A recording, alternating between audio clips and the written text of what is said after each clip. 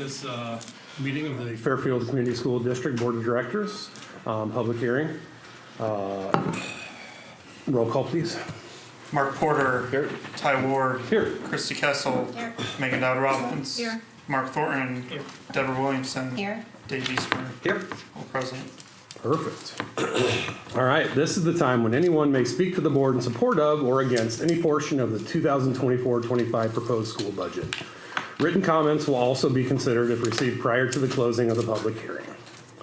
Is there anybody who'd like to come forward?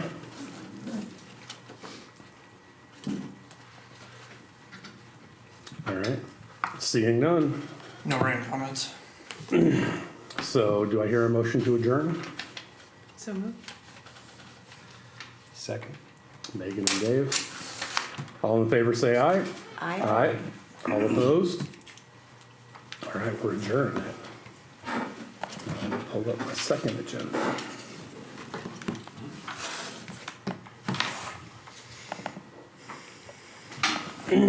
All right. Call to order this meeting of the Fairfield Community School District Board of Directors, regular school meeting. The regular monthly meeting of the Board of Directors of the Fairfield Community School District to be held at 6:30 p.m. on the third Monday of each month. The meeting is open to the public and the public is encouraged to attend. Time is provided in the meeting for public input. The mission of the Fairfield Community School District Board of Directors is one Fairfield, where relationships foster growth, protect learners, unlock individual potential, and serve every student every day. Roll call, please. Mark Porter. Here. Ty Ward. Here. Christy Kessel. Here. Megan Dowd Robbins. Here. Mark Thornton. Deborah Williamson. Here. Dave Eastburn. Here. All present. All right. Are there any perfections to the agenda? We don't have any. All right. Do I hear a motion to approve the agenda as presented? So moved. Second. All right. I think I got Mark and Megan. All right. All in favor say aye. Aye. All opposed? Motion carries. All right. Do I hear a motion to approve the consent agenda as presented? So moved. Second. Dave and Thornton. Any discussion? All in favor say aye. Aye. Aye. All opposed? Motion carries. All right, we have a presentation by Heidi Grunwald and Carly Martin. Welcome, guys.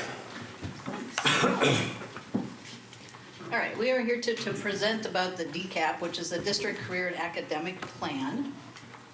So it's a roadmap for district implementation of career development and the individual career and academic plan for each student. And it has to be filled out every year by the district team. So we put together a district team this year. Last year there was a smaller group that filled it out, and then it gets sent into the state. So with that team, we set kind of a multi-part goal. I'm not going to read this whole thing to you because it's more like a paragraph. So I'll give you guys kind of a second to look over that if you need that. But ultimately, just kind of to note, there are multiple pieces to this. We have academics represented here, which would include our ISASP assessment data, as well as secondary student connectivity to school by being involved in activities. Because we know that both of those things, school performance and being connected at school, lead to higher post-secondary success. Our kids who are involved in sports learn leadership. Our students who are involved in school get those skills and find what they're interested in so that they can be more successful in a post-secondary situation. Part of this goal is also that we'll connect all of our students with career and college centers. So that includes various things like attending career day at Indian Hills for our 8th graders, doing college visits for our high school students, and then also connecting our students with Job Corps and military access as well. And then we also focus on things like our graduation rate, percent of students taking those college level courses, and then our students who are CTE concentrators, which means that they are taking a certain amount of credits in CTE classes during their high school career. And so then our last piece there is focusing on our middle schoolers that will complete the ICAP or the individual version of this plan, which is kind of a roadmap for them in achieving their own post-secondary goals and what they're looking towards after school. So all of those things are big pieces to really help us achieve the greater goal within our district to help all of our students.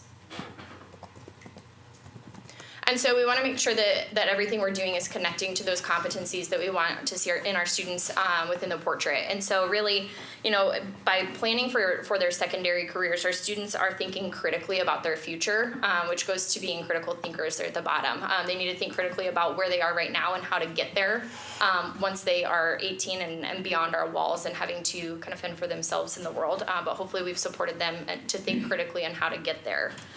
They have to collaborate with us and with each other and their families to make sure that they are doing what they need to get there. And also be emotionally intelligent enough to know that maybe a four-year college isn't the right path for them, or maybe going into a career academy isn't the right path for them. Like, I probably would have been a horrible welder, and so I'm really glad I didn't spend the time going to learn to do that. But my brother's a really awesome welder, and so we had to be emotionally intelligent enough to know those things, and we need that for our kids as well. They need to be adaptable because sometimes the things within their plans don't go according to plan. Sometimes we get to college and realize this isn't for me. And so we want our kids to be adaptable so that they know within their plan that they can always adjust and edit things as well and communicate with the people that they need to in order to get where they need to be. Okay, so these are some of the people that help with the DCAP, not necessarily by filling it out, but some of the people that teach some of the different classes to help with some of the work-based learning. That's very important. Some of the CTE teachers are listed up there. And so some of the people that helped fill it out was Carly and myself, Carla Stewart, Molly Mozinski, Dr. Mishler, Matt Jones was there. I think that's about it. But adding these other people in there, those are some of the people that teach resumes and how to write a cover letter, and they send, like Matt Jones, he sends them out for the work-based learning, which again is very important. So that is something that we will continue to see for several years now. They're really pushing that from the state. So Carla Stewart also goes down to the middle school and talks about the 4-year plans and has them get started doing that. And so then they continue those throughout the high school. And so there are really 5 essential components that we look at when completing the plan.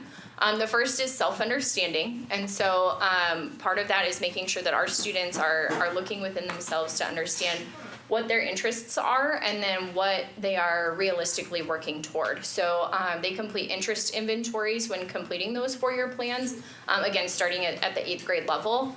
We've got a couple different platforms that they use, one that we use in 8th grade and then another one that they use with IJAG at the high school. And then they also start that portfolio building within their career classes and work-based learning so that they're looking at their own portfolio and their strengths and how they can use those strengths as they are considering what their plan is when moving toward a post-secondary plan. And then career information is the second component of that. So really understanding the world of work.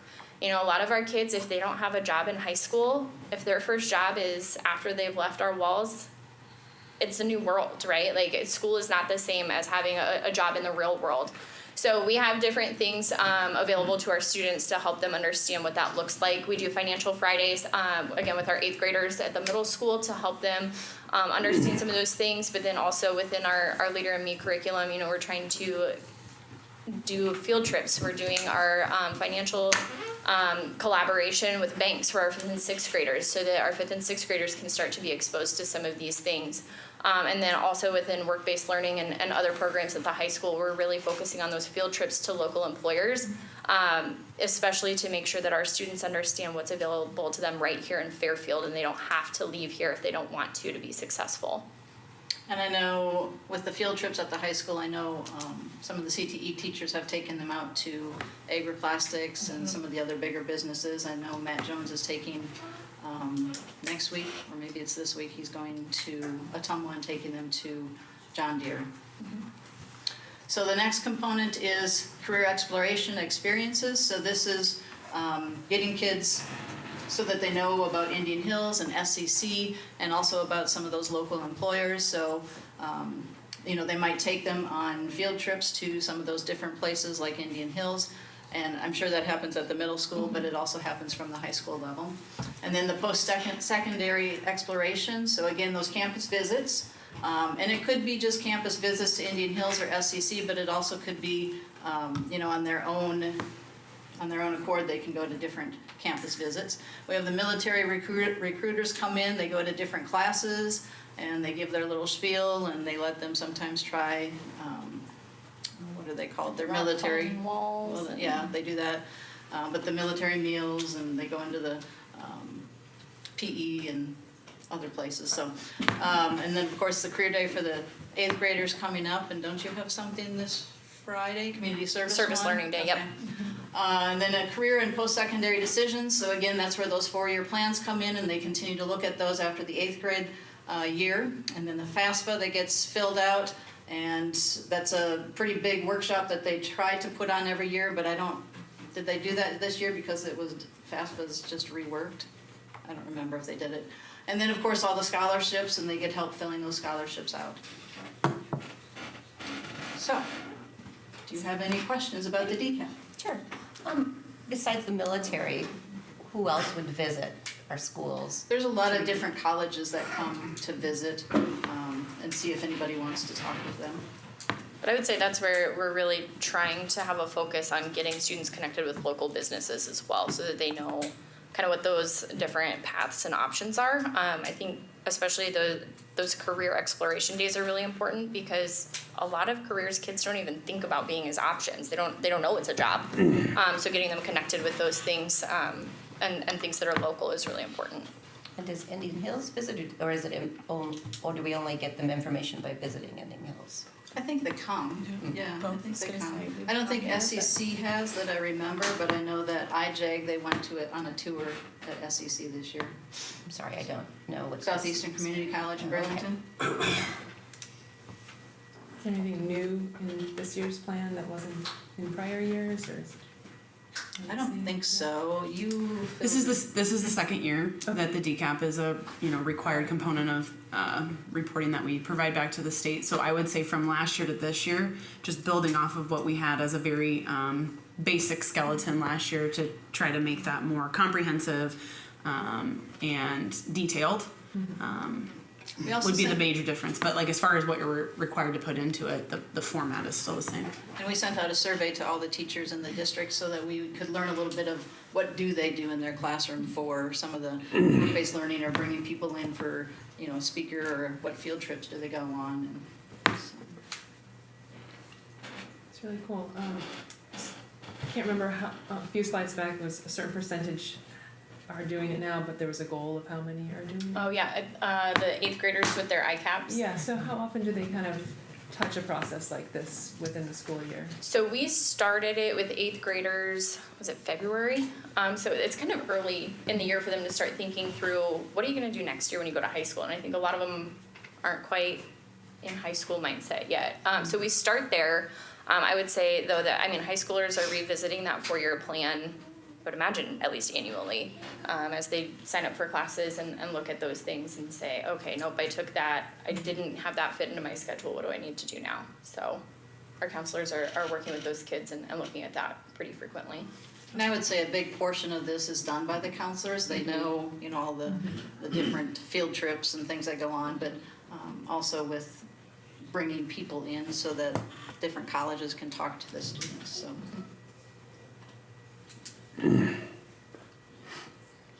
I know the students I talked to really liked the community service day last year, so I was happy to see that's going on again on Friday. Yeah, That's I'm awesome. excited. Yeah. Are all the teachers familiar with this? I'm just thinking maybe a student might feel more comfortable with a teacher rather than a counselor to talk through a plan. I just wondered if that. With the 4-year plans, you mean? Yeah, or, if they're interested in a particular area or something like that.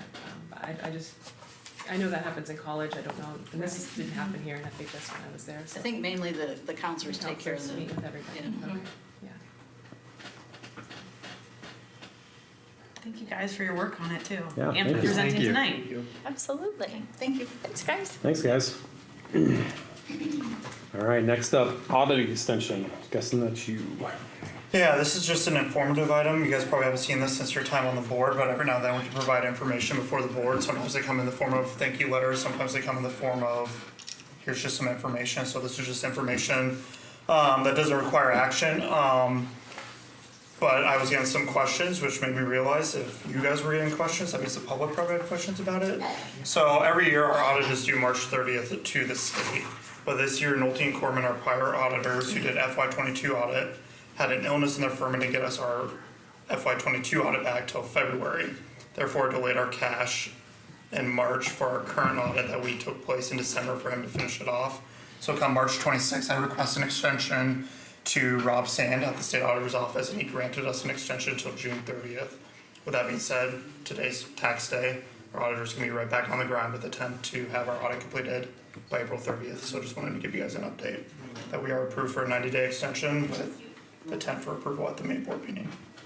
So, with our audit scheduled next year, the first week of September. Thank you. So, All right, next up is Dr. Mishler. all right, well, it's been another very busy month and things are picking up rapidly now. So I intentionally did not include my update because it would have given away our very exciting celebration from Friday where our Teacher of the Year, Mr. Fred Huckey, was announced. That's a wonderful partnership that we have with the Fairfield Manufacturers Association, Grow Fairfield. We had partnered with the Drusilla Clark Foundation in the past, but that is no longer. And so Agri-Industrial Plastics very generously stepped up to fill in that gap. And so it's a wonderful way to highlight a Teacher of the Year, an exceptional educator, and it was very special this year because Mr. Huckey is also retiring after 31 years in the district. So it was a great Friday afternoon. Obviously, it was really a nice day, which just makes those celebrations feel very uplifting. So we sent off our retirees, which, as a reminder, represented 241 years of service to the district, and so watching and listening to the memories that they've made, the legacy that they will leave, was very inspiring. We also had an opportunity to welcome our first year employees as well and acknowledge the work that they've put in and the perseverance that they've had and navigating either their first year in teaching, their first year in a new role, their first year in the district. So it was all in all a really wonderful celebration. We've had a lot of other things going on. We're right in the middle of ISASP testing. Along with that comes our conditions for learning. I thought this would be a great opportunity to remind the public as well to parents that those conditions for learning surveys have been sent out, and so we really appreciate you providing your feedback on that. We just had prom this weekend, so it was a busy weekend around town, and then gearing up obviously for what's coming up as we near the end of the school year. Some things I wanted to make sure the board was aware of because they are really big highlights and celebrations. We have the Senior Awards Night, that's the first Wednesday in May, and then we also have the dedication of the high school auditorium happening during the spring band and choir concert. That's on May 7th. Like every month, I like to take this time to update the board on progress towards the goals that the board set for me early on in the year in October. We're still working very diligently at implementation of our portrait, and that will include some professional development here at the end of August, kind of rounding out the deep dive that we've taken on the competency of collaborators. And then I also like to share kind of overall from a high level the way that I've been spending my time. So this would be for March with 20% of my time in buildings and 8.5% in community building. And I would look for that to continue to shift more towards the building and a little bit less away from community building, just where we're at in the school year as well. Lots of field trips going on, lots of celebrations happening at buildings, and kind of rounding out the school year that way. A couple challenges and solutions. We're going to talk more about enrollment here in just a little bit. And so I'll have more to share with you on that testimonial side. And then, it's always a challenge to fill our very high needs positions, and we're right in the thick of that hiring season. Contracts have been issued and the due date on those is coming up. And so as all of that gets settled, our teachers are making those very important decisions for themselves on where to be employed next year. And so we're working on really expanding our reach. Tracy has gone down to schools in Missouri to deliver some of our promotional, why Fairfield, what positions that we have open. With the new legislation, starting our teachers at a starting wage of $47,500. That's very competitive. I don't know what those starting wages are in neighboring states in Missouri and Illinois, but that's very competitive, and so that might be just the thing that, they're not that far away, and so maybe consider us here as well. And so we'll continue to recruit very hard, and we utilize our current staff to do that too. So there's nothing that says why you should come to Fairfield more than the people that are already working here and enjoying it, and finding that fulfilling in the way that they do. So we leverage that as well. So a great March. April's moving right along. We're already halfway through April, which feels like, we're already at the summer. So it just goes very quickly, and these last 6 weeks of school, and we're looking forward to finishing out on a very positive note and enjoying all the activities that are coming up.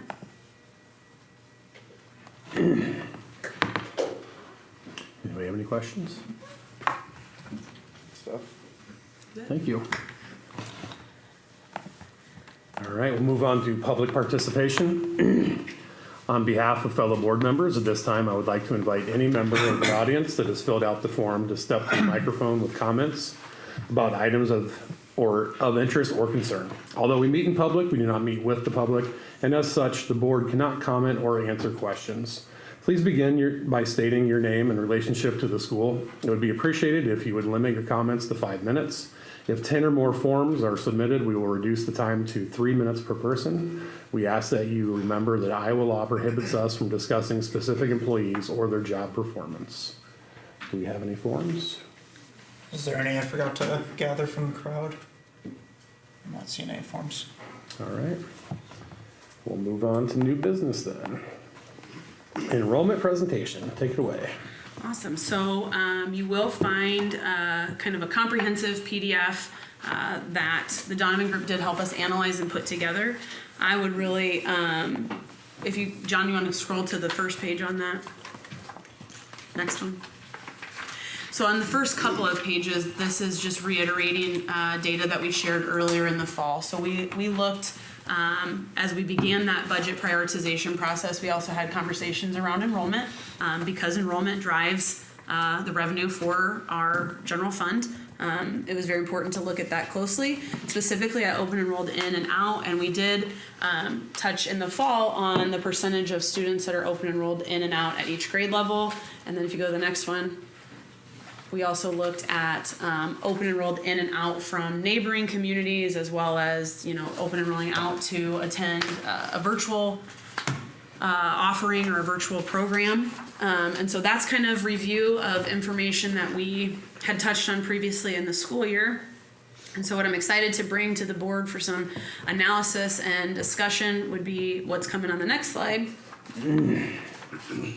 And that is these primary reasons given. So when we met, all the way back in December, January, in that time frame, the board really provided the directive or asked the question, what's driving open enrollment in and open enrollment out? And so our buildings, our secretaries at the building level, as well as out here, have really put forth 2 really strong efforts to try to connect with all families that are open enrolling in and open enrolling out. There are obviously some whose numbers have changed and that we were not able to get in contact with, but from the people that were able to provide their feedback or wanted to provide their feedback, that's what you see kind of summarized in those tables and then analyzed at the bottom. And so I would just stay here on this slide for a while. I know you all have had that, and it was in the public agenda as well last week. So just any discussion, any questions, ahas, wonders, when you look at that high level data on the primary reason for families open enrolling in, which was something that we really hadn't looked at before, so that was very interesting to me, as well as in the open enrollment out. That is information we've looked at before because families typically fill out a form when they choose to open enroll out, and they have an opportunity to share that information on that as well. So give you time to take that in, and would welcome the discussion from the board on what you notice, what you wonder, surprised, questions that you may have. Could people select more than one? Yes. Okay. Yep. And how many did we get completed? How many total? I do think it says that in there. Yeah, I was a little confused.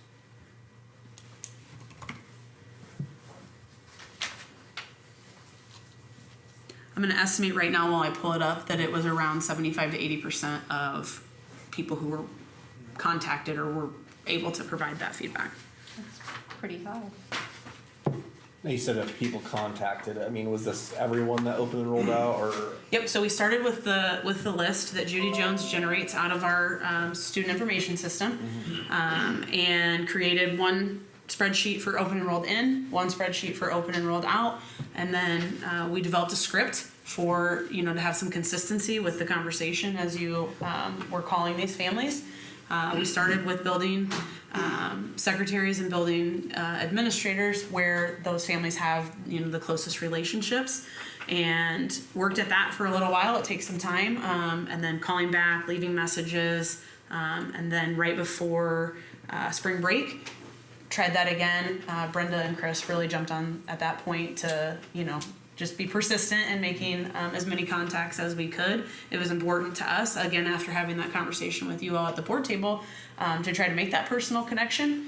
I do, you know, recall very early on in the school year, like in August, having conversations around this, and want to be clear that, you know, obviously we were not able to contact every single person. If there are people who would like to continue to give feedback, they can call their building, they can call out here, and we'll continue to adjust the data collection sheets that we have so that we're getting the most accurate representation. But it was very important to try to make that personal connection and hear firsthand. And that's also kind of help us set up for what's to come. But I'll wait to talk about kind of next steps until everybody's had their questions answered here. Now, were questions asked to them to, like, what would it take for them to come back to the district, or would they consider coming back to the district, or was that question ever asked? Yep, let me go to, I'll pull up the script real quick. I'm not gonna read the whole thing, but,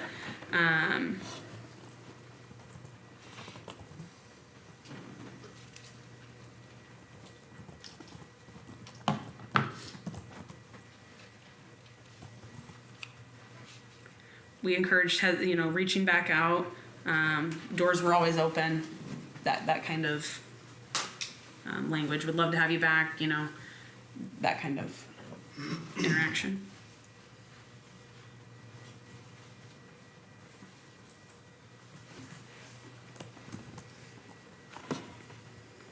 So in terms of the open enroll out, let's see, I'm trying to find it. Dissatisfaction with resident district. Mm-hmm. How did, can we drill down to that more specifically? I think there was a paragraph, maybe it was on the next page, that addresses some of the subsets of that general topic. I think that there are some suggestions on next steps. One of them being, you know, to re-engage with that, you know, 12.8%. To find out more. If they were willing, we had a place for note catching as well if there was a specific incident that's where I saw it. or a specific concern in the data collection that we did, to get a better idea there. And with that number, that's probably reasonable to dig deeper on individual cases at that point. So I think that is an opportunity in the future. We have a really large, on open and rolled out, a really large other category. Was that just an opportunity to say other and move on, or we don't have any idea what that is? We can look closer at the at what those notes might clue us into, but having made phone calls like this in the past, at some point when people have made a decision, again, I would not speak for all of the families that might fall into that other category, but they've made their decision, they're happy with their decision, and they appreciate, thanks for reaching out, we're happy with where we're at. We don't really have feedback to give you at this point, or kind of to Mark's point earlier that yes, our doors are open and we want to better communicate what Fairfield Schools is all about, and if that's the right fit for you, we encourage you and would help you get re-enrolled and would welcome you through our doors and any day that you're ready to come. But we also recognize and appreciate that choice is there for parents and that it is up to each individual family to make the best choice for them and their student as well. Well, I would only say that just, it's always a concern when you have such a large other category. I don't know how everybody else, but in your businesses or anything else, Exactly. apathy, you can do nothing with that. If they're willing to make a comment or even complain, there's an opportunity there to keep a relationship. But we have a large number of people that in this Yeah, this especially if block you combine that the, literally are saying we don't even want a relationship. That's what it's telling them, and that's a concern. especially if you combine other with dissatisfied and then compare that to enrolled in, it's just such a stark contrast. I think going forward, cause you said on these, they could choose more than one, right? Mm-hmm. So it'd be interesting to see how many actually responded. I feel like out of the 211, we can't say that 206 or whatever this total is the number of people that responded, correct? No, I think you said. This is the 80%. primary reason given. So the way that looked on the data collection sheet, you had to pick up, like, there was a drop down for primary response, and then if you elaborated, there might have been and this and this. So there would be secondary, tertiary responses on down, or then a place for that qualitative feedback if you were gonna more explicitly share, this is my specific concern, and here's the incident that happened that led me to choose, or led our family to choose somewhere other than Fairfield. Or on the enrollment inside, this is what led us to choose coming to Fairfield. Correct. So I do think it's a starting place. It's more detailed than that information that I think that we've operated off of in the past. A couple of things as far as next steps. Seeing on both the in and the out, such a high response rate for where students start school. We have made, intentional choices around expanding preschool. So we've got the 3 preschool offerings, expanding that to include at least one section of full day preschool in an effort to, get students enrolled in Fairfield when they start. We're also in the process of using some of that feedback. So one of the opportunities that families had was to provide either a statement for a testimonial or to engage in coming in to be interviewed. And so next week we will have representatives from the Donovan Group here to record some testimonials and really highlight why Fairfield, both for our open enrolled in, and then we've also got some opportunities for families that are residents that continue to choose Fairfield because they have that choice as well. So really highlighting why Fairfield and the programming and some of these other highlights of why people do choose Fairfield. I'm trying to think, we had one other thing I wanted to highlight as a next step. Can you remind me again what time frame these statistics were? Was it over a 5-year time frame? I guess I'm not sure. Five school years? This right here is Yeah. just from this year. We made all these phone calls this spring. Oh, This is the feedback that people just gave in the last 2 months. so my question is, that doesn't represent all of the enrolled for last year. Currently this school year. Anybody that's open enrolled in and anybody that was open enrolled out, they got a phone call with their most recent contact information, and there were some contacts that, we were not able to reach. But that is current, as of, again, everything's a snapshot because we do have people coming in and out. So, as of that February, March timeframe, that's when the phone calls were being made, and that's what's represented here. Okay, so if someone open enrolled out 2 years ago, it wouldn't show up here, or 1 year ago? They would still be open enrolled out, yes, assuming that they hadn't graduated. I can't, okay. Yep. Thanks. Yep. The other thing that I was, as a next step, we are being very intentional in promoting registration and making it as easy as possible for people to enroll as well. So you've got some scheduled and intentional posts coming out, information coming out for all of our returning students and those families that may be welcoming preschoolers or kindergartners into the system, as well as if you've never been enrolled in the district, here's how you would do that, and trying to make that as, it's still laborious. There's a lot of forms and a lot of paperwork, but trying to make that as accessible and communicate that out as best that we can. And then being helpful as people come in here to scan those documents and Brenda and Judy do a great job in supporting that enrollment process. So we're kind of trying to gear that up a little sooner than what we normally would in an effort to couple all of this with the preschool registration, kindergarten roundups coming up at the beginning of May, and then trying to catch people before they leave for the summer as well. How many, sorry, how many preschool students can we serve, or is it a number you can determine, or is it how they enroll? It's going to be a little mix of both this year because we're in that transition between just offering half-day 4-year-old preschool. That's what we have this year. So we have an AM session and a PM session, depending on the way that people pre-register and fill out the form. So I would again remind everybody that that opens on Wednesday at 8 a.m. And you'll have 3 options. You can choose a full day option, the morning session, or the afternoon session. And so we do have some flexibility to try to offer sections in the way that best meets the needs of what people are registering for. We have gotten a large, pretty significant indication that full day offering is high needs. There's a lot of families that are interested in that. And so it will just kind of pan out. We've got the 3 teachers, so we'll be able to offer either 4 total sections or 5 sections, depending on how many full days, how many half days.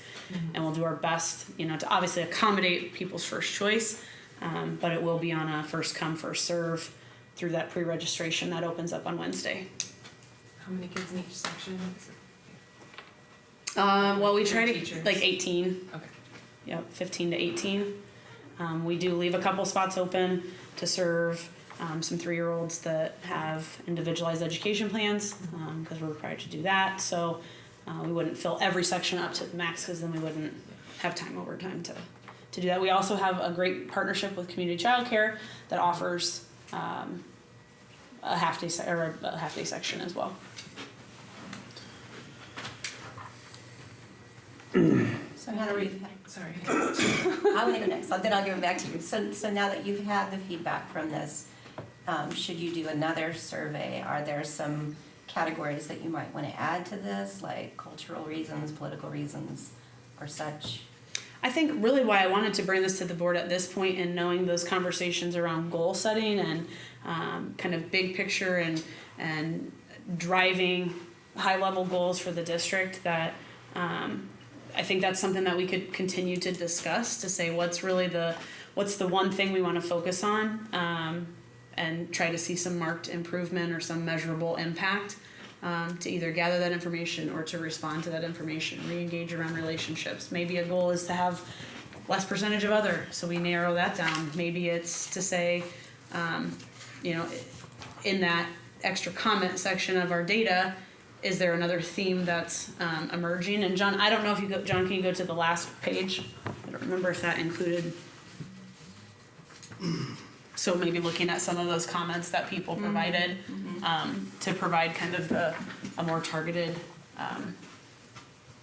next step. Well, I think that also we shouldn't look at, you could develop strategies like the preschool and those kind of things, and certainly we need to drill down into the other category. But some of these are lagging, as I've said before. We've calculated them. We need to look at maybe if we can develop some type of survey that's a leading indicator, like a satisfaction survey. Our current students, our current parents, and develop a metric like 80% satisfaction with the school district. If it drops below that, that's a leading indicator that we have a problem. Don't you also want to know what they're satisfied with? More Yeah, it's specifically? within that, but you can get an overall satisfaction Right. score, and then we know there's an issue that's in front of us that we can be proactive. That's what I'd like to see as well. And I'm sure the Donovan Group can develop some kind of satisfaction, like in business or whatever, customer satisfaction surveys, employee satisfaction surveys, so that you know, as a leading indicator, that there could be an issue and what that issue is. Yeah, we do that every year at Cambridge. It's very useful. And so those are leading indicators, and so we can be proactive. Certainly, like you can develop strategies from this, like preschool because there is an indication that started school in the district does tie them there, that's for sure. But certainly Donovan Group can come up with some kind of satisfaction survey of our current students and parents and our workforce. So that we know, and we can have that on a regular basis, like a quarterly scorecard or an annual scorecard that we can then look at and say, whoa, we have a building issue. We have not a building, brick and mortar building, a rising issue that we need to get out in front of or be proactive. I'd like to see that. These are really good, but they're lagging.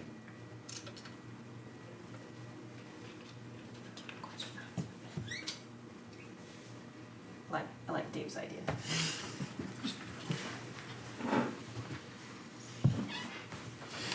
All right, any more questions? Thank you, Dr. Mishler. All right, next up, we have the sale of Lincoln Elementary presentation. Yeah, so as we previously discussed in a previous work session, we took your guidance to draft an RFP and a purchase agreement to put up Lincoln Elementary for sale starting tomorrow, April 16th. And that will open, tomorrow open and close on May 16th at the close of business, with the board to approve the final offer June 3rd. We tentatively have open house on April 25th from 12 to 2 for the community to tour. All bids have to come back to the ACT building sealed, and they will not be open till after the 16th at 4. We'll get information together on how we're gonna score those bids here in the near future with the committee to compromise as well. So that's kind of where we're at. So there'll be a mass media push tomorrow. And if you're interested in buying Lincoln, please submit your bid.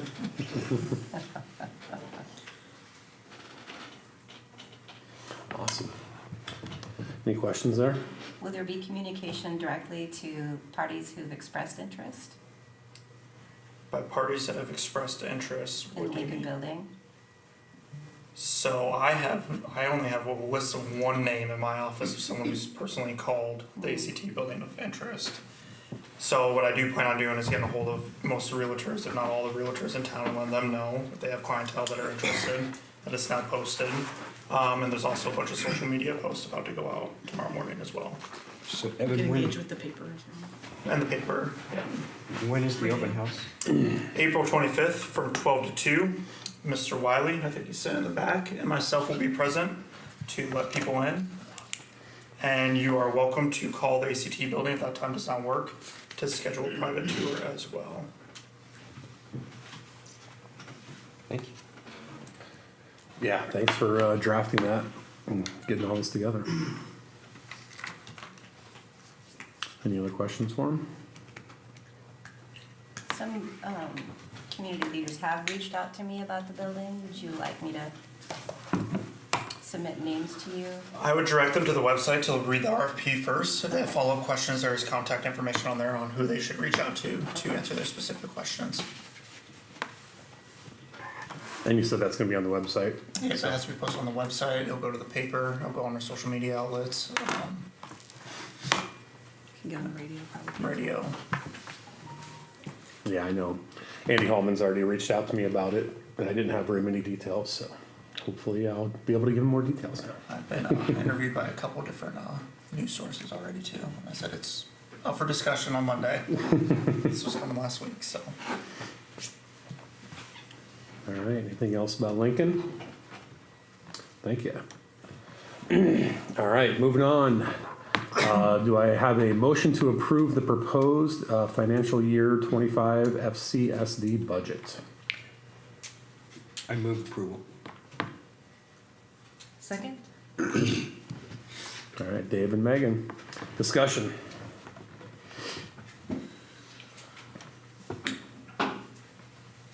Nothing's changed, right? No, it's been the same. Actually, I do have good news. You will see amendment by the Department of Management in May. Some taxes will be dropping. It does not impact our financial well-being, but our tax levy will be decreasing.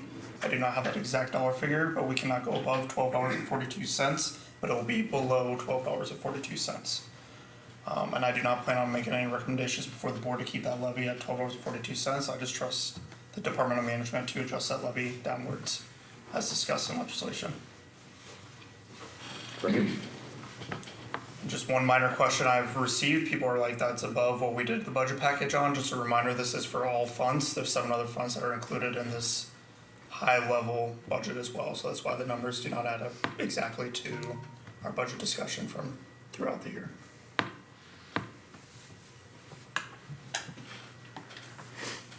Any other questions? I have to do this one by roll call. All right, we'll move to a roll call vote. Mark Porter, Aye. Ty Ward, Aye. Christy Kessel, Aye. Megan Dodd Robbins, Aye. Mark Thornton, Aye. Deborah Williamson, Aye. Dave Eastburn. Aye. Great, motion carries. All right, next up, we have a motion to approve the resolution to allocate media, technology, and educational services funds to the GPAEA for FY25. Do I hear a motion? So moved. Second. Deb and Thornton. And discussion. So this is a 1-year resolution in response to current recent legislation that was passed, allocating. So in the past, all of our ed services, technology, and media have flowed through the district to the AEA for the AEA to provide those services to us. Legislation changed this session, and they're going to kind of stair-step that to more potential flexibility for the district. However, that legislation passed probably 2.5-3 weeks ago, and in an effort to help the AEA prepare to provide services next year, they're in the same time frames that we are around issuing contracts, approving budgets, making plans for next year. What this resolution really provides is that we would stay status quo with what we've been used to for the last 50 years. Not that all of those services have been provided for 50 years, but how it has traditionally worked, that we would commit to having it work that way for Fairfield for 1 more year, to allow us to have some time to better understand what are the costs going to be if we were to elect not to go with the AEA for a literacy consultant, if we were going to go to a private provider for that, or what would that look like if we didn't use their media services and worked through some other consortium of accessing library materials or curriculum resources. So to be able to decide all of that right now in the middle of April, to be able to plan for next year would be a challenge. And so this is asking for approval to move forward with the way things have been for 1 more year while we gather that information and kind of consider what that long-term plan would be. It also values the strong partnership that we've had with the AEA and the services that they have been able to provide us for years. They've issued their contracts, and we're not anticipating cuts or making cuts this year in response to the legislation that recently passed. So just continuing that strong partnership, buying us a little bit of time to really reflect on how best to utilize those funds in the future. I guess I would like to see a little more information on what is the actual dollar amount that we're talking about and what specifically these funds are going towards. I don't have the dollar amount. Evan, is that something that you? Yeah, I can pull up the dollar amount. So I gave a few examples of what the what ed services, media services, technology services provide. So the way we most frequently use those or access those services now are through support for our teachers, direct support for our teachers in literacy, in math, and science, around technology, other professional development. So as, for example, as Washington has implemented reading curriculum, we have access to 2 literacy consultants that come and observe in the classroom, co-teach with teachers, provide feedback, collaborative planning, a range of really professional development services. As far as media, this year when we had a shortage of science teachers and kind of trying to figure out how are we going to best equip our science teachers at the start of the year who are teaching in areas outside of their content area. Again, science consultant is able to come in, co-plan, but we're also through the media services able to check out materials. So rather than investing in a whole curriculum program and trying to train on just that, we're able to have kind of that consultant bring those materials, teach us how to use it, watch us teach it in the classroom, provide feedback. Again, that co-teaching, model that way as well. So those are a couple of concrete examples of how we utilize those types of services. So the amount we would be receiving for media this year is $64,123. And the amount we'd be receiving for educational services, is that how the resolution's written? Ed services. Ed services is $70,496. So a total of 130 some. Yeah, 135. So as of right now, once I get that money in, I'll just cut a check back to the AEA for whatever that exact dollar figure is. I also like the calming, influence of keeping status quo the same while we're having a new superintendent come in. So he's not having to figure out a bunch of new contracts for new services from outside vendors. Give him a year to reassess.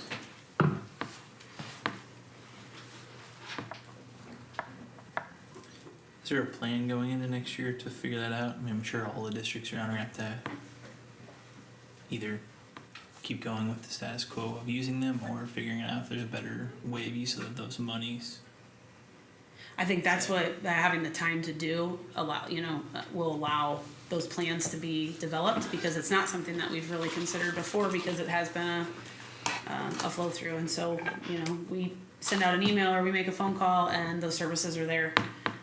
And so really even gauging what the cost of those services would be provided by a private provider, we don't really know. Other than I will say when we have, we contract for curriculum work or when we contract for instructional support, professional development along those lines, a day of one person is in the thousands of dollars. So, and that often includes travel and some other things as well. So to really have a comprehensive plan for what that would look like will take some time to develop. And to Ty's point, right now, April 15th, and what all of that looks like next year without a second district administrator that's overseeing kind of curriculum professional development solely around programming. I think it would be, it could be advantageous to continue for a year and then develop those plans in that process to kind of better gauge what our needs are, what are the services that we really have come to rely on that are having an impact. And maybe some of the services we've been using aren't having the impact, and so we wouldn't want to continue with those, and will be kind of how we went through the prioritization this year. It's a similar opportunity to say, where do we really want to focus our efforts and our attention to see improved, again, outcome of learning, student achievement. Have we even identified private entities that could fill this, and do they have the capacity to do it? So the problem with the funding right now that I'm running into, as another note, it's very gray on what these funds can be used for and what is legal and ethical in this allocation. So right now what they've told me is, here's your money, and no guidance on the proper way to use that money. So are there entities? Probably, but how do I identify which entities meet the criteria of that funding without getting us into a bind as well? So we're not even in a position to answer any of those questions right now, let alone. Correct. I'd be very uncomfortable. I'd be looking at you guys like, let's just sit on it for a year or until I get more clarity. To even analyze these private entities and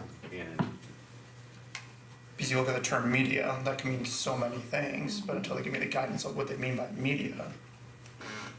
Well, I think this would be a prudent course of action just for that alone.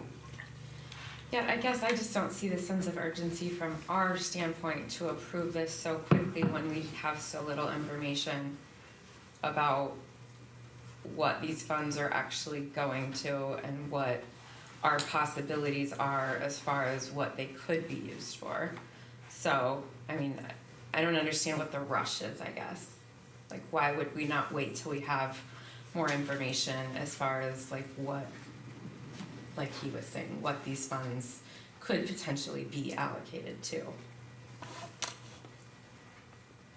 Well, I think that as I'm hearing it, on the other side of the fence is the AEA they've already let their contracts and those kind of things. And so there's a transition on the other side of the transaction as well. So that gives them time and us time, at least 1 year, to implement this. Yeah, we have a lot more flexibility, but with that flexibility comes a lot more responsibility as well.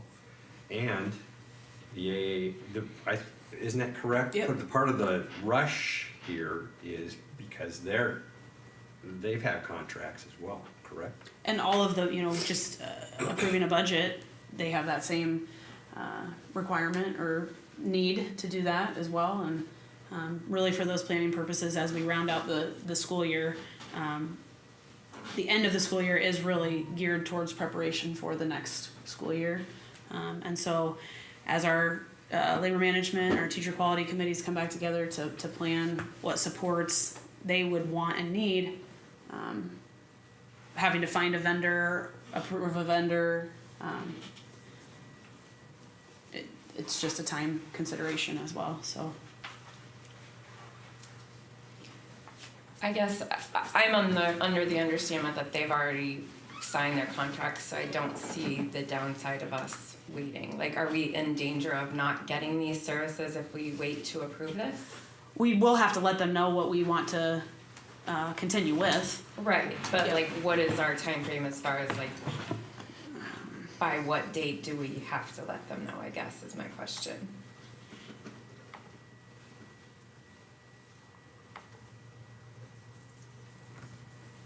We would meet again, they're wanting some of that information by May 1st. And then as far as like continuing with our, some of that information we've given already, to continue to contract for our social worker to, again, it is a staffing issue on their side of things. So the more need they have from districts for the literacy consultant, that's gonna tell them, where those people are gonna go, assigning people to different parts of the region, because Great Prairie serves, all of southeast Iowa. So it's, yes, the money would continue to come to us if that's what the ultimate question was. We'll get the money, the funds that Evans shared, and then the difference this year is the flexibility to choose how to spend that. But we don't have a good idea of how other option today as of April 15th. And I think committing to them, show some respect to our good partners over there at the AEA also. So when we pass this money through, the $130,000, what, is it like a retainer and they come and give us a set amount of how much flexibility is it, what are we getting for it, I guess? So How would we now- put a dollar on what we're getting, I guess? Yeah, so to put it in perspective, so last year for all the services with this new allocation, we got about $1.2 million worth of services from our AEA. We gave them $840,000 in flow through. So the cost to the district would be $1.2 million to maintain everything as is through a purchase service agreement.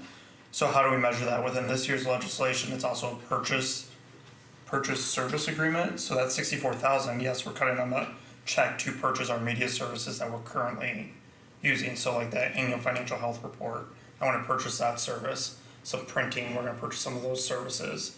Some of our graphic design work, we're going to purchase those services almost from an a la carte menu to our $64,000 cap. And you can go to like I'm going to use an old AEA, but Central Rivers AEA, like their graphic design team, you can see the cost of services right on their website. Great Prairie AEA has the same thing. Hey, it's going to cost you $100 for this. It's going to cost you $2,000 for this. So essentially what this is waiving is a bid process as well of going to bid of who's going to be doing our graphic design, who's going to be doing our media services for videos, just different items like that. We'll just purchase it from them.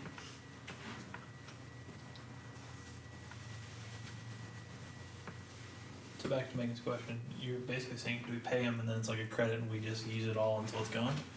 Or do we get an unlimited like we do the others? That's really kind of was at the crux of the legislation as well. So because the AEA hasn't been set up like that, it's that money flows through, and when we say we have a need for service, it's there. And so that is, I think, somewhat at the heart of what that conversation has been since January. Is there some confusion around that because you're used to walking through the grocery store and seeing, this item on the shelf for this amount of money, because it hasn't been that type of model. There are some things to work out over time. Are they reducing any services that we won't be able to get, even though we're going to flow this money through? Not Given- immediately, no. I think there potentially over time, depending on how these decisions get made in subsequent years across all districts. So everything we've gotten this last year we'll still have access to. as That's far my as- current understanding. Yep. With your quick estimate of, what was it, 1.2 for 800,000? Is that based on just things that we've tracked of what services we've gotten, or? So the AEA, when all these bills were going through, we're actually sending out updates to the district on a regular basis. If you were to purchase this service from us, from this purchase model, they're proposing this is what it would cost. We took all of your data, here's what your bill would be from us with this new model. Thoughts, and I saw 840,000 and it would have cost me 1.2. I was 400,000 the wrong direction. So that it was kind of a lobbying thing at that point, I guess, is the way to maybe put it, but it's just, that's how we got that data. So here's your service, here's how much it would cost without the flow through. So that's where that 1.2 came from. That came from them though, right? Yeah, but when you broke it down to Per hour and per hour and different things like that, it's what I would argue I've seen in the free market as well. Sure. When I've looked at contractors. it'll be more expensive in a fee-for-service model. The potential is that it would get more expensive. Yeah. Will it be possible to log what we use over the next year in, without going crazy, trying to keep track, but just so that we have. I think that's part of the partnership as well, because they are keeping track of that. And so how could we trust but verify, I think is kind of what Mark's alluding to, or the data that we've gotten was shared that way. So we'd have to find a way to manage that information, and potentially through those hours or any type of coding that we might use. And they're adapting models as we speak. So I had a meeting with the AEA CFO last week, and he was saying that they're currently trying to figure out a system to make sure they can track everything to the T of what we're doing and what we're providing. And it's just adding time to services and trying to figure out the best vendor or best way to use that model as well. I know that IASB is coming out with some sort of like a webinar discussing specifically this type of thing at the end of April. So I guess I just don't see why we would rush into making this decision prior to being a little more informed as far as like what the details are.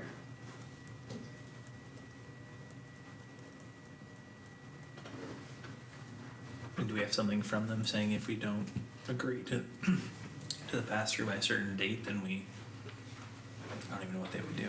Not offer us the service, or? No, I don't believe that's, I don't feel like there's that impending cutoff there. So there's no particular date we would need to approve this by then? My understanding is the money would come to us and that we can allocate that out as we use it. This was in an effort to, again, address many of the things that we've already talked about and allow for us to really dive more deeply into it and do some planning for the following year, as well as allow the AEA to do the same.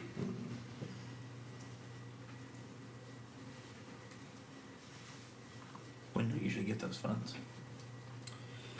It'll be prorated on a monthly basis. It'll probably come along with state aid, which I record once a month. So I'll take that 64,000 divided by 12 and put $3,000 in the general fund, or whatever that equals out to, on a monthly basis, 5,000 a month.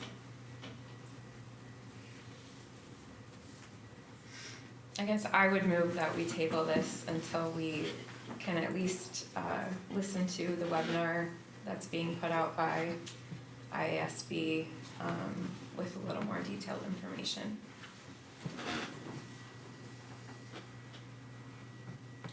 Do you know any more about that webinar? Like, is it specifically for this?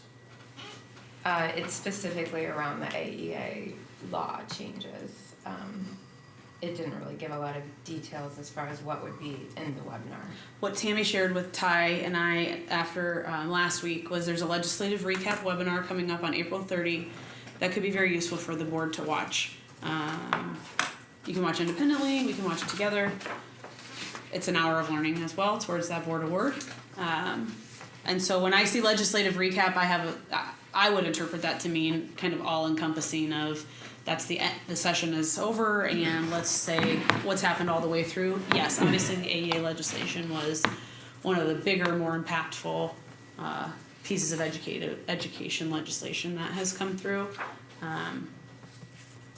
I don't know what IASB would advise individual districts to do as far as flow through funding, other than to say these are the options. To spend it as to hold on to that money as the district and spend it like, decide to spend it the way that we do other funds, or the option to flow through. So I think you'll see districts across the state do it in a range of ways. Just procedure-wise, I think that when we were going through our parliamentary procedure training, a few months ago, I think maybe not motioning to table it, but just defeat it, and then we can always bring it back next time. Okay. Is better. And there was something tricky about tabling. I remember. Yeah, because when you table it, you have to set a date. Yeah. And for some reason, all of a sudden they moved the webinar to May 1st, and you set it for April 30th. We're right back here with the same motion. Right. So I would suggest no motion to table and just move to vote. Okay. No one seconded it anyway, so it's not a valid motion at this Right. point.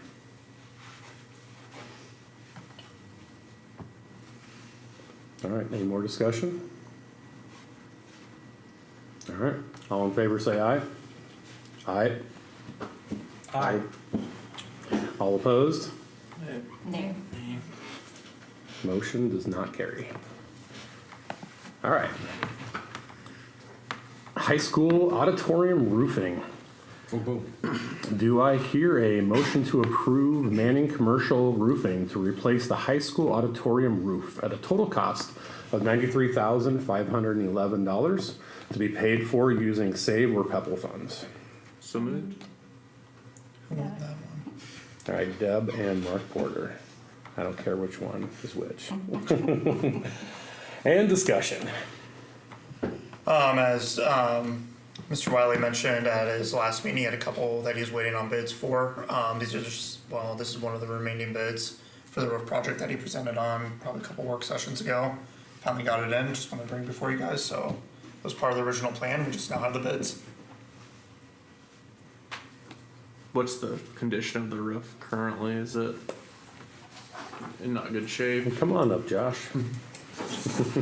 No, it's the membrane that's there is actually lifting. Mhm. We've tried patching it, it won't hold. It's Yep. bad. It Yep. should have been done when they remodeled the auditorium, but it just wasn't. And when was the remodel done? I'm not sure. John, do you know when they did the floor? And the ceiling? Auditorium? Yeah. 2 years ago, I think. It was shortly before I started. Okay. Yes. Yeah. But it's bad. We're constantly fighting it. And did you get several bids for this then? I had one other bid. What they proposed, I'm not confident in it lasting. This is a complete tear off membrane. They'll replace any insulation that's wet underneath it, and then we'll put a new membrane on. The other bid I got, or was supposed to get, actually just came today. So, and it was 22,000 higher. Okay. And not as much work. Was it all the same work? Or Pretty much the same thing. Okay. What they were gonna do is the same as what Manning was gonna do. So are we getting more bids, or is this, I'm confused as to whether we're, taking this bid further, or? I did get one bid. Yeah, I don't recommend doing what they proposed. Right. I don't believe it'll last. Manning got me the bid on time that I could present to you guys. I'm comfortable with what they're doing, and the other company that was supposed to give me a bid like 3 weeks ago just sent it today, about 2 o'clock. So it wasn't in time to put on this, but it was $22,000 more for pretty much the exact same thing. have we worked with either of these companies before? I have worked with Manning Roofing in the past, my previous job.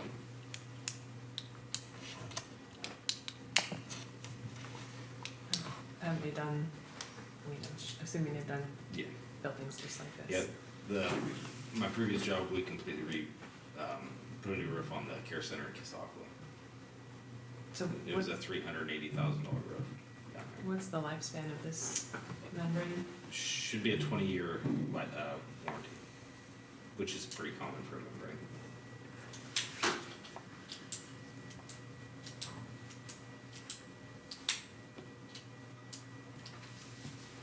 Any other questions for Josh?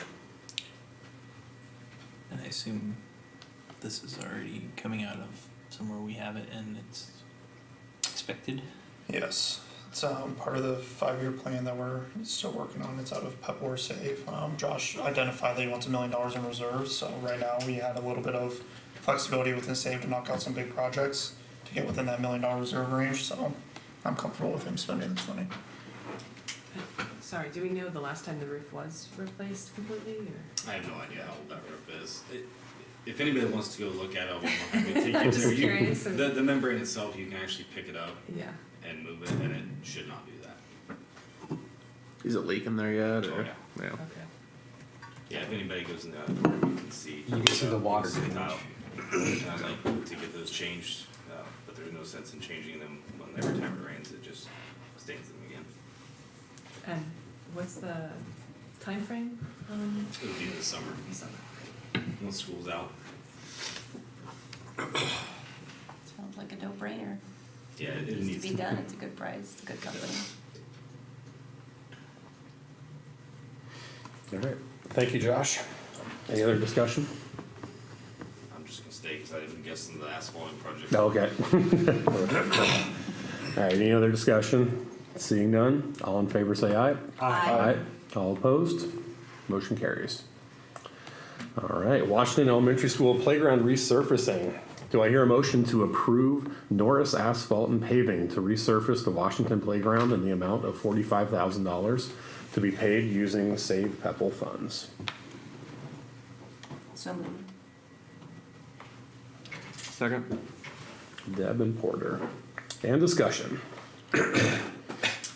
So if we do the playground while we're doing the other paving, it's a little bit cheaper, but if we wait much longer, it's gonna have to be a complete tear out, and according to Chad Lee from Norris, it'll be $100,000 if it goes too much longer. Right now, we can resurface it, but if we have to do a complete grind and start over, basically, it's $100,000. So if we do this now, we save the district, $55,000. So what's the cost right now? 45 if we do it in the summer when we're already there paving the front parking and the east parking. And it is bad if anybody wants to go tour it, it needs replaced. I encourage you all to walk around and look at the schools, like you can see these things, it stands out. And we've had this conversation in the past when you've tried to reach out to other asphalt paving companies, Yes, I no have. response. No response. I had one out of Cedar Rapids that said they would, they were all about it, and then Who else is there other than Knapp in the area? in this area, really, there's no one. It's not. They're too far away. I mean, by the time they get down here and hauling and trucking and all that, and it needs to be hot, so. How long do you think this will get us? What's that? How long will this last? If, as long as we do the maintenance like we did out here on the ACT parking, for the cracks when they need to be resealed coated, I believe it'll last a long time. I mean, it's, for the most part, it's just kids playing. A couple times in the winter, we drive the trucks out on to plow the snow. But Cool. Any other discussion? Have you looked at concrete? not for this project, but for others, and concrete's about, to do what we at the high school last year is about another $150,000 to concrete the same amount of what we did asphalt in. The thing is we use a lot of salt. Salt eats concrete. So by moving away from concrete, we don't have to worry about that. We put down a lot of salt, a lot of sand. And this is where they are, you know, the baskets are in that area, not And like line up another and area playing that could and- be. Yep, they have the games strong on the asphalt. Cause some other areas are like more of a playground surface in like the preschool area. Yeah, they have the mulch area, and then there's a playground that has like So a this rubber definitely needs down. to be hard Yeah. surface, okay. I actually looked at reducing the amount of surface Thought you area, mentioned that, yeah. but to do that, we still have to grind it, haul in dirt. So it's one of those things that's actually cheaper just to Okay. maintain what we have by re-asphalting it. So I looked into that option as well.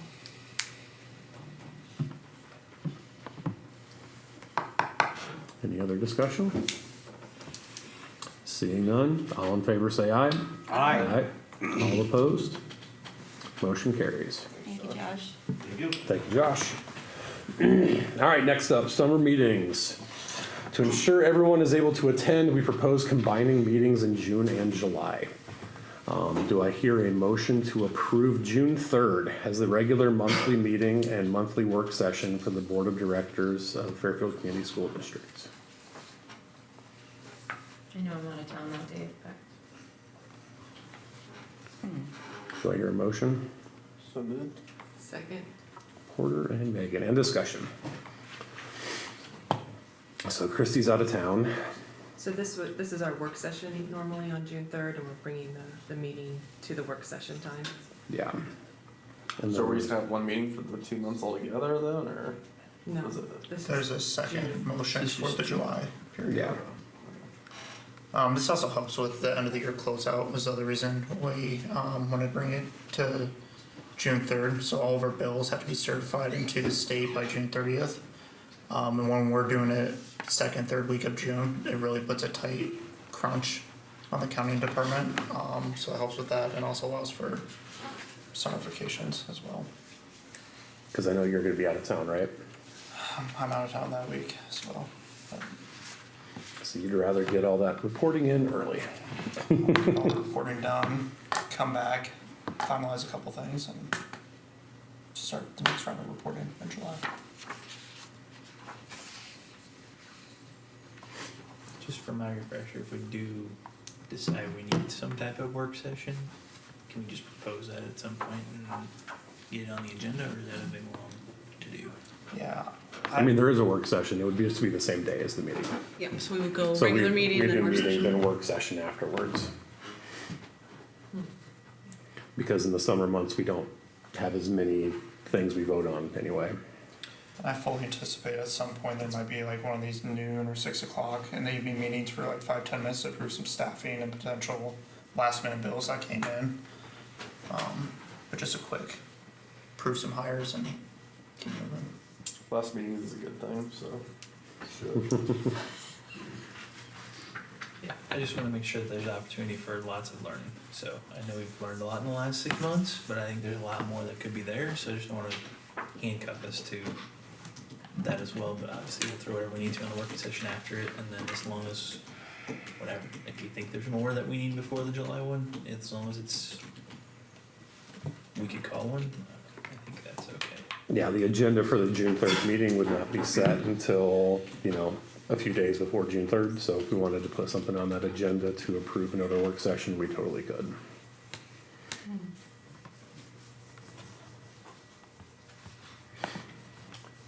All right, any other discussion? Seeing none, all in favor say aye. Aye. All opposed? Motion carries.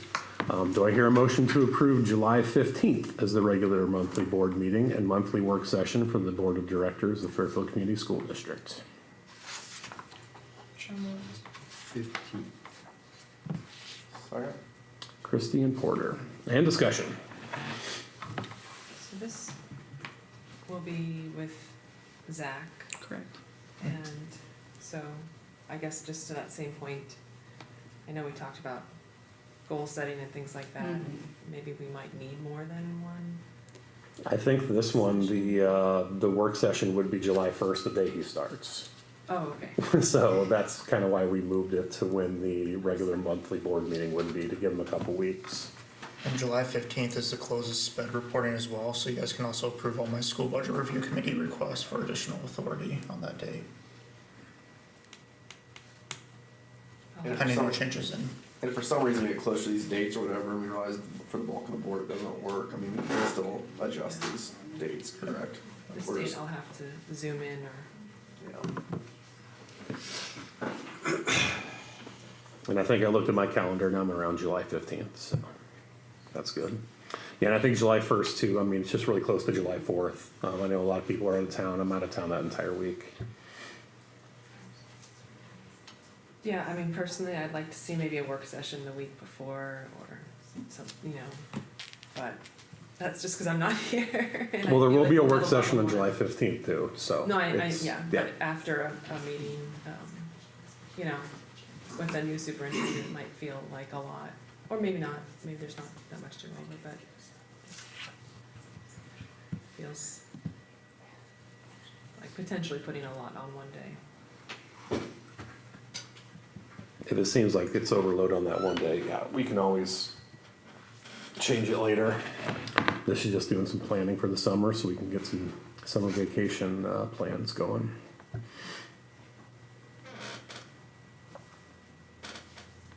Any other discussion? Seeing none, all in favor say aye. Aye. All opposed? Motion carries. All right, next up, set public hearings. Do I hear a motion to set a public hearing on the 24-25 school calendar on May 20th at 6:30 PM? So moved. Second? Porter and Megan. And discussion.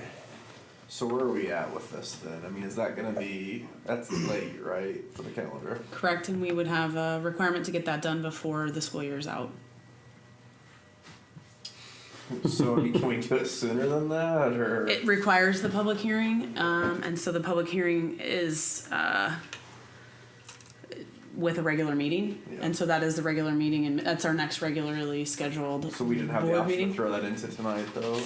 So you have to We- post a public hearing notice for 10 days to the paper, and our paper needs it about a week in advance to get the notification out 10 days. So we didn't have that much time. We couldn't get it for this meeting. Yeah, so that was a little bit with the March previous approval, and because there have been changes, it does require us another public hearing. It's because, I mean, obviously I'd like to see that get done, but that's really gonna have us, down to a barrel if for some reason we do find something wrong with it and, people don't like something, we're really at the very end of the line there. We don't really have a choice but to approve it, I guess, is my only concern about it, but it is what it is at this point, right? I'd hope it's been the committee a couple of times, we've been talking about it for 2 months, that we're not gonna find any late errors with it. Yeah.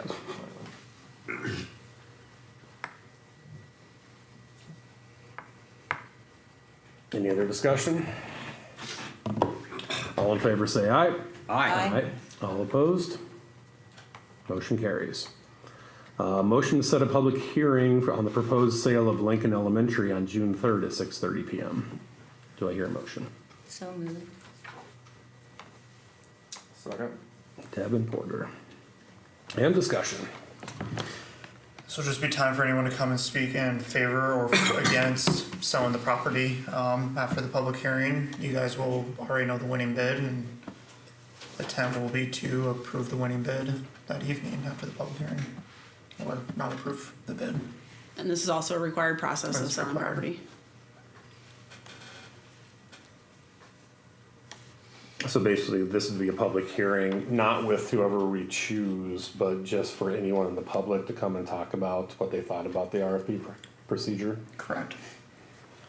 So the committee will score the RFP. Based off the committee's scores, we'll bring the winning bid before the board for approval. Prior to you guys approving it or not approving it, we'd have a public hearing, so. It's the last chance of don't sell it or please do. Will the public know, maybe this is a dumb question, will the public know who the committee is recommending? About 24 hours in advance, because that's the law. When you post the- When we have to post the agenda, but I'm sure there's, I forget the exact process, we notify, we're gonna be in agreement, so May 16th. We close the bids, I think that May 20th, we have another step in there to have the bids reviewed, and then we're into purchase agreement negotiations up till that day, so the winning people should know, hey, we plan on offering you the contract. Prior to June 3rd.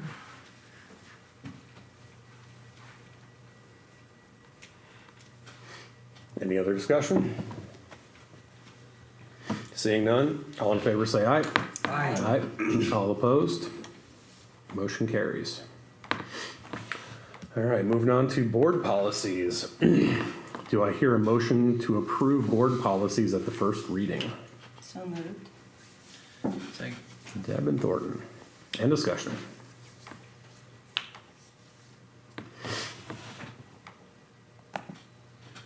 Everybody get a chance to take a look at them? There's a lot of red in these. In the first reading, they are, those would be for approval, Yeah, right? Those are for review. and so a lot of changes have been happening after my ASB. We got the first policy primer post legislation, so a lot of these are coming from the policy primers of new legislative changes. I'm sure they're busy up there right now. And I would say for both, and this is a reminder that we have, the same conversation at each board meeting, that we are working to efficiently update our policies, again, to align with those recommended by ISB, trying to get on that schedule with the primer, and working very hard to have all policies updated by the end of the fiscal year, by the end of June, at that June board meeting. So having gone through this process for anything that was out of date, that needed updating. Chris and Tracy have been working very hard, so I appreciate the Very level much of, appreciated, yes, yeah. the level of detail that they are working through the policies on, and using those resources that we subscribe to with IASB. The deletion of the handbook one, is there something replacing it, or we're Just not a required policy. okay? So we still have a handbook. Yes. Not a policy. Not a Yep. okay. Yep.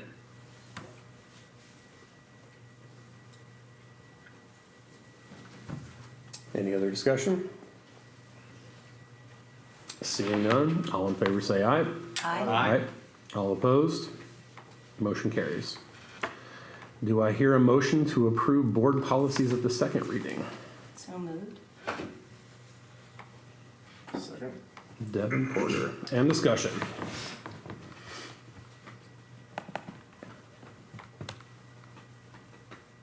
Any discussion? Seeing none, all in favor say aye. Aye. All opposed? Motion carries. All right, and moving into highlights. All right, Megan, I'll start with you this time. It was nice to hear that Mr. Huckey was awarded. I think I was in his class the first year, maybe, that he taught here. And We were, yeah. So it's amazing to see that he's been, a teacher in service in this district for that long. So, there's something else. Oh yeah, and then what Heidi and Carly brought was really great to hear. So. Absolutely. Christy? That we're done before 8 o'clock. I know. It is always nice. 2 minutes of highlight. Go see the kids before they before they go to bed.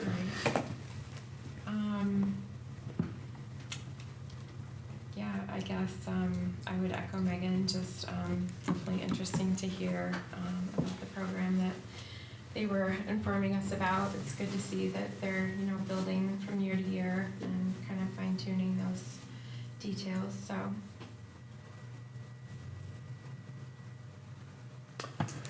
Mark Thornton. I think it's good to continue to see the board openly discuss things, to just get in that conversation back and forth of things we may not have thought, and so all of those are coming to fruition here, working it out. I think that's what the board's been elected to do. I think we're doing that, so hopefully we can keep moving that forward and continue to have those open discussions. A lot of them aren't easy, but just to see the discussion and different ideas is cool. Dave? Well, first of all, I'm glad that Josh is on top of our maintenance and our deferred maintenance. A lot of it is it's concerning to me. And I'm glad we're developing our 5-year capital plan. I just noted that we did there was extending mitigating circumstances for our audit, and it was appropriate to extend it. But we have to get those audits in on time, because this past week, S&P Global dropped almost 100 municipalities and school districts from credit rating because of delinquent financials or inability to get financials. We do not want to get in that situation if we're for our long-term issues. So I'm not saying that there's a lot of extenuating mitigation circumstances here, but we have to make sure that our financial reporting stays on top of it. And also, I think that with our enrollment situation, we absolutely have to get some type of leading indicators in customer service satisfaction, and it has to be reported to the board on a regular basis so that we can get on top and be proactive with issues within our school district, with our students, parents, and our teachers and workforce. Because if by the time we get data like this, it's other. They don't want a relationship with us. And so I really urge that we get, as part of our board reporting and board reporting packets, we get some type of leading indicators. So there's my highlight. There you go. I had to revise my highlight again and again, so I'm just sticking with leading report. I think that's, I mean, if that ends up being like the magic bullet for us turning our enrollment numbers around, that's everything, and then everything else will just follow. Well, let's hope. Yeah. Order? I think my 2 highlights probably be, I think maintenance-wise, I think things are going really good there.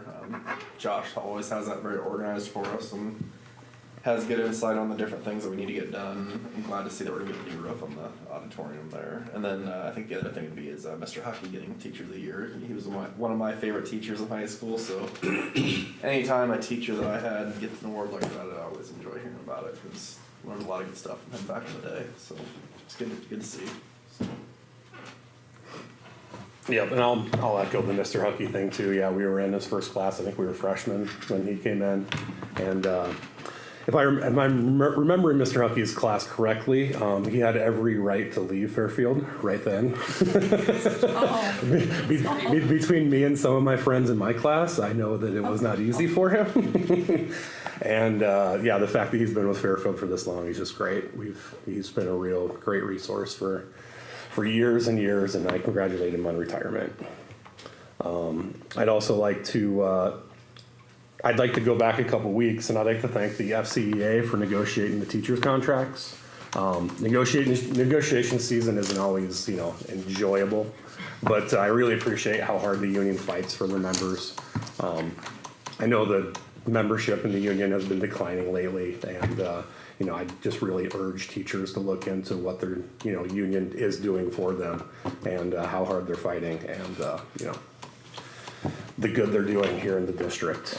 And finally, I'd like to congratulate Mr. Pondasai on his new superintendent gig that was buried inside the agenda, the consent agenda. He was only here a short time, but I do think he's going to leave a legacy with the district with a lot of the initiatives that he's been leading. And I just wish him good luck in his new position.